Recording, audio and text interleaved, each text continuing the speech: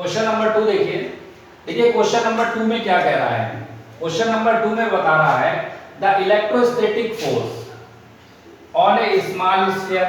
देखिए जब भी बात होगी स्मॉल स्फीयर ऑफ चार्ज यानी एक पॉइंट चार्ज, बहुत छोटे से चार्ज की बात करेंगे। छोटा चार्ज का मतलब पॉइंट चार्ज, यानी कि उनकी जो रेडियस है वो लगभग आप नेग्लिजिबल, नगण्य मान सकते हैं, ठीक है। अच्छा, इसमें दो चार्ज हैं, एक तो ये है, एक चार्ज आपका जो है वो ये रखा हुआ है 0.4 microcoulomb due to another small sphere of charge -0.8 microcoulomb in air is 0.2 newton. फिर से समझिए, क्वेश्चन कह रहा है the electrostatic force on a small sphere of charge -4 microcoulomb due to another small sphere of charge -0.8 microcoulomb in air is 0.2 newton. ठीक है, अब देखिए ये वाला चार्ज जो है इस चार्ज पर कितना फोर्स लगा रहा है।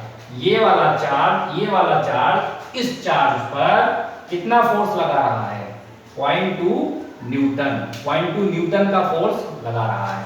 ठीक है, तो आपको क्या बताना है, नंबर 1 आपको फाइंड करना है what is the distance between two sphere. इसके और इसके बीच का जो डिस्टेंस है वो आपको बताना है। दूसरी बात क्या पूछ रहा है, what is the force on the second sphere due to the first. ये वाला इस चार्ज इस पर, ये वाला चार्ज इस वाले चार्ज पर इतना फोर्स लगा रहा है। तो आपसे अब ये क्वेश्चन में पूछ रहा है कि ये वाला चार्ज इस वाले चार्ज पर कितना फोर्स लगाएगा। ठीक है, तो देखिए एक बात समझ लीजिए कि कूलॉम्स लॉ में एक चीज बताई गई थी, आप लोगों ने पढ़ी होगी।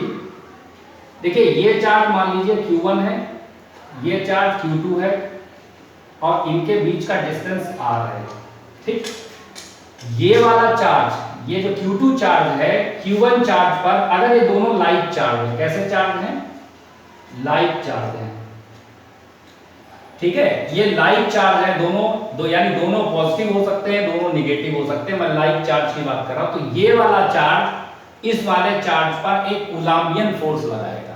ये वाला चार्ज इस वाले चार्ज पर एक कूलॉम्बियन फोर्स लगाएगा, क्योंकि सेम चार्ज है। तो ये क्या करेंगे, लाइक चार्ज क्या करेंगे, रिपल। यानी ये वाला चार्ज इसको धक्का देगा। किधर धक्का देगा, इस तरफ को धक्का देगा। तो किसने धक्का दिया, Q2 ने। किसको धक्का दिया, Q1 को। किधर को दिया, इधर को। ये इधर को एक फोर्स लगेगा इस पर, यानी इस पर लगेगा F1। और किसने लगाया, इसने लगाया। यानी force on charge Q1 due to charge Q2, इस डायरेक्शन में फोर्स लगेगा। क्योंकि वेक्टर क्वांटिटी है इसलिए मैंने ये एरो लगा दिया, क्योंकि ये इनका पहचान होती है वेक्टर क्वांटिटी। अब Q1 इस पर लगाएगा। Q1 क्या करेगा, भाई इसने इसको धक्का दिया तो ये भी तो धक्का देगा। तो Q1 इसको धक्का देगा, किसको, Q2 को। किधर भगा देगा, इधर भगाएगा। इस पर लगेगा F2 फोर्स, ये लगाएगा इस पर F2। क्योंकि Q2 पे लग रहा है तो F2 लगेगा। लगा कौन रहा है, ये लगा रहा है, यानी इस तरफ धक्का देगा। ठीक है, अच्छा अगर ये दोनों अनलाइक चार्ज हो, अनलाइक चार्ज, अगर अनलाइक चार्ज है तो ये क्या करेंगे, अट्रैक्ट करेंगे। ठीक है, ये Q1 है और ये आपका Q2 है। इनके बीच का डिस्टेंस हमने R ले लिया। ठीक है, अब देखिए ये आपके चार्ज कैसे अनलाइक है, एक पॉजिटिव है एक निगेटिव है। मान लीजिए ये प्लस का है और ये माइनस का है। तो Q2 चार्ज है, Q1 चार्ज को अपनी तरफ खींचेगा। क्या करेगा, अपनी तरफ खींचेगा। तो किसको कौन खींच रहा है, Q2 खींच रहा है। किसको खींच रहा है, Q1 को खींच रहा है। तो Q1 पर कौन सा फोर्स लगेगा, F1। किधर की तरफ, इसकी तरफ। तो ये खींच रहा है तो एरो रहेगा इसकी तरफ। ठीक है, कौन खींच रहा है, 2, यानी Q2 खींच रहा है। किसको खींच रहा है, Q1 का, यानी F12। ये आ गया इस डायरेक्शन में। तो ये जब इसको खींचेगा तो ये इसको भी, ये भी तो खींचेगा Q2 को। Q1 जो है Q2 को भी अपनी तरफ खींचेगा। तो ये देखिए एरो बन गया इसकी तरफ। किसको, Q1 खींच रहा है, किसको खींच रहा है, Q2 को खींच रहा है। तो फोर्स लगेगा F2 और लगा कौन रहा है, Q1 यानी F21। तो ये इनकी डायरेक्शंस हैं। ठीक है, अगर सेम चार्ज होंगे तो अपोजिट डायरेक्शन, और अगर आपके अपोजिट चार्ज सेम चार्ज हैं तो आप रिपल कर रहे हैं, दूर भगा रहे हैं। देखिए ये इधर जा रहा है, इधर जा रहा है, ठीक है। और Q1 Q2 अगर आपके अनलाइक चार्ज है तो भी क्या हो रहा है, 21 इधर जा रहा है, 12 इधर जा रहा है, यानी दोनों की डायरेक्शन क्या है, अपोजिट है। तो ये तो न्यूटन थर्ड लॉ को फॉलो कर रहे हैं। तो आपने कूलॉम्स लाइन वेक्टर फॉर्म पढ़ा होगा, ये रिलेशन आता है F12 equal to minus F21। ये रिलेशन एक इन दोनों में बन रहा है। ये रिलेशन क्या कहता है, ये रिलेशन कहता है कि दो चार्ज एक दूसरे पर इक्वल यानी इक्वल फोर्स लगाते हैं, मैग्नीट्यूड यानी परिमाण में इक्वल लगाते हैं, मैग्नीट्यूड इक्वल रहता है। Q1 चार्ज इस पर जितना फोर्स लगाएगा, Q2 चार्ज इस पर इतना फोर्स लगाएगा, Q1 चार्ज Q2 पे जितना फोर्स लगाएगा, Q2 चार्ज Q1 पर उतना ही फोर्स लगाएगा, लेकिन उनकी डायरेक्शन क्या होगी, अपोजिट होगी। इसको आप ध्यान रखिएगा। यानी कि आपका आंसर मिल गया, दूसरे वाले का आंसर मिल गया -0.8 माइक्रो कूलम इस वाले चार्ज पर कितना फोर्स लगा रहा है, 0.2 न्यूटन।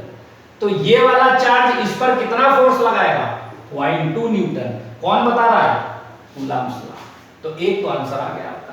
चलिए पहले पहला वाला निकाल लेते। ये तो मैंने आपको एक पूरा कॉन्सेप्ट क्लियर कर दिया कि हमेशा ध्यान रखिएगा कि चार्ज की कौन बड़ा है कौन छोटा, इससे मतलब नहीं है। कूलम्स लॉ कहता है कि दो चार्ज एक दूसरे से कुछ डिस्टेंस पर रखे हुए हैं तो वो एक दूसरे पर equal and opposite, equal magnitude परिमाण में बराबर और डायरेक्शन में अपोजिट फोर्स लगाते हैं। इस चीज को आप ध्यान रखिए, ठीक है। अब सॉल्यूशन पे हम लोग आते हैं। देखिए पहला चार्ज क्या है आपका, चलिए फिगर तो बना लेते हैं हम लोग।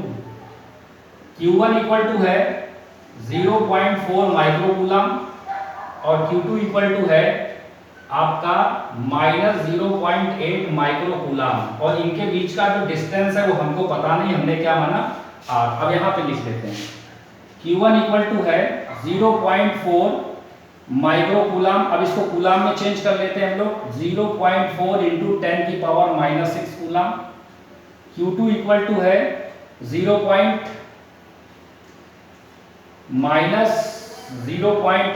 माइक्रो कूलम, ये आपका आ जाएगा -0.8 इंटू 10 की पावर -6 कूलम। ये माइनस साइन जब हम लोग सवाल लगाएंगे तो ये साइन हम लोग नहीं लेंगे, क्योंकि अगर ये साइन लेंगे तो एक एक्स्ट्रा साइन और चाहिए होगा, ठीक है। वो आप माइनस साइन मत लीजिएगा, ठीक है। Q1 और Q2 ये केवल चार्ज की जो वैल्यू है ये बता रहे हैं कि जो नेचर रहेगा फोर्स का वो एट्रैक्टिव नेचर है, एक पॉजिटिव एक नेगेटिव एट्रैक्टिव नेचर रहेगा, ठीक है। तो अब हम लोग फोर्स का फार्मूला लगाते हैं अकॉर्डिंग टू कूलम्स लॉ।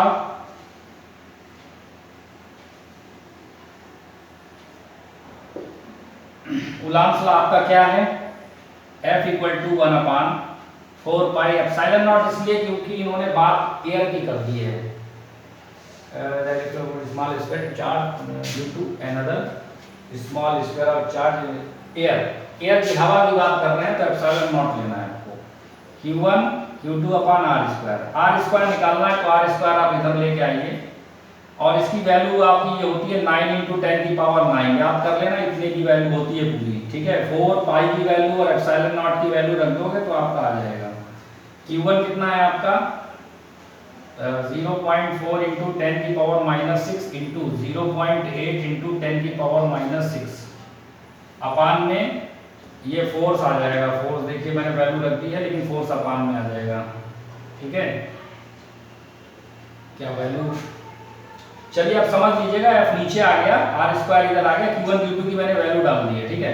अब देखिए 9 इंटू 10 की पावर 9। अब देखिए ये पॉइंट अगर आप हटाते हैं, देखिए अब मैं आपको एक तरीका और बता देता हूं। अगर आप पॉइंट इसको हटाएंगे तो आप क्या करेंगे, इस पॉइंट को आप हटाना। इस पॉइंट को हटाने का मतलब है कि आप नीचे 10 लाइए, पॉइंट हटाएंगे तो नीचे क्या लाएंगे 10 लाएंगे, ठीक है। चलिए अच्छा एक स्टेप और बढ़ाते हैं। 0.4 इंटू 10 की पावर -6 इंटू 0.8 इंटू 10 की पावर -6 अपान में कितना आ गया, फोर्स कितना दिया है 0.2, 0.2। देखिए इस पॉइंट से ये पॉइंट हट गया, क्लियर। इस पॉइंट से ये पॉइंट आपने हटा दिया अब बचा एक पॉइंट, जब ये पॉइंट हम इधर लेके आएंगे तो 10 की पावर कितना हो जाएगा, -7 हो जाएगा। ठीक है, यानी और कम हो जाएगा। कैसे कम हो जाएगा, देखो मैं करके एक में आपको बता देता हूं। यहां पर देखिए मैं कर रहा हूं, ठीक है, बहुत नीचे हो जाएगा ये। तो देखिए r square equal to 9 into 10 की पावर 9 इंटू 0. क्योंकि यहाँ से ये हट गया है, ठीक है, और 2 से इसे डिवाइड भी हम लोग कर सकते हैं, कर दें। 2 से इसे काट दोगे तो 2 आ जाएगा आपका। 2 इंटू 10 की, यानी नीचे का कार्यक्रम खत्म हो गया।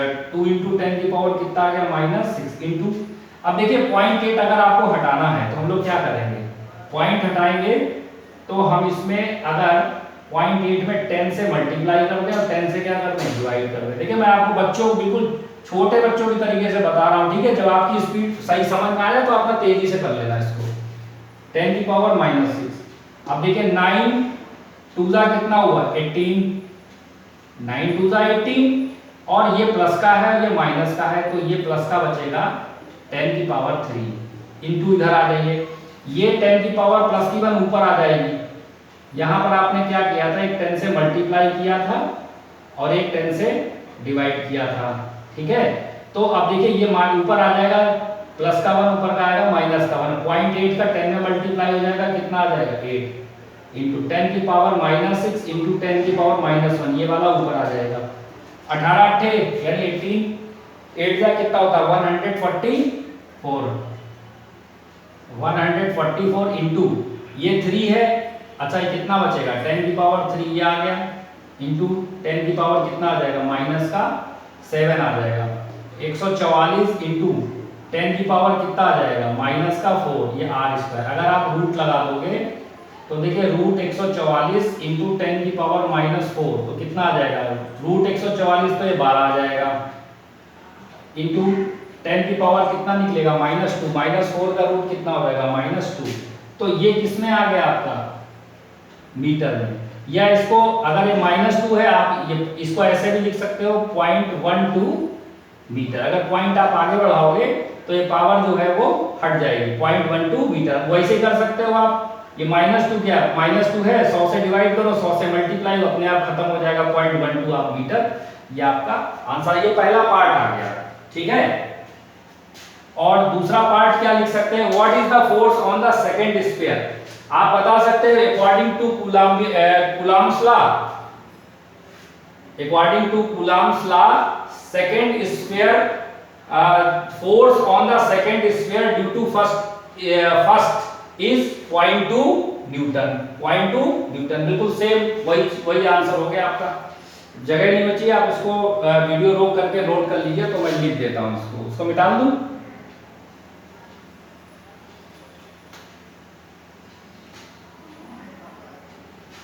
चलिए दूसरा वाला लिख देता हूं, जल्दी से आपका खत्म हो जाए। ये है, what is the force on the second sphere due to the first. Force on the second sphere due to the first 0.2 newton, और इसका नेचर कैसा है, एट्रैक्टिव। ये आपका हो गया। आप समझ गए होंगे कि पहला गोला, पहला स्फीयर दूसरे स्फीयर पे जितना फोर्स लगाएगा उतना ही दूसरा वाला पहले पर लगाएगा, ठीक है। बस डायरेक्शन जो होती है वो अपोजिट होती है। ये मैंने आपको प्रूव करके, यहाँ पे आपने वेक्टर फॉर्म में प्रूव किया होगा, तो ये हो गया आपका। वीडियो रोक के नोट कर।